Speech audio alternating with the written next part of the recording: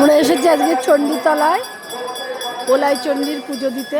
এখানে মেলা বসেছে আর পুজো চলছে, বহু লোক দূর দূরান্ত থেকে আসে এখানে।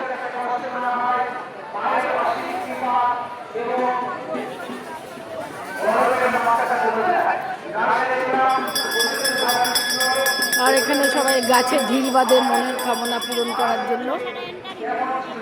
বিননগর স্টেশন থেকে নেমে ওলাই চণ্ডীতলা বললেই নিয়ে চলে আসে টোটো করে, 10 টাকা করে ভাড়া স্টেশন থেকে। খুব সুন্দর জায়গা, আমরা আসি প্রত্যেকবার, এবারে এসেছি।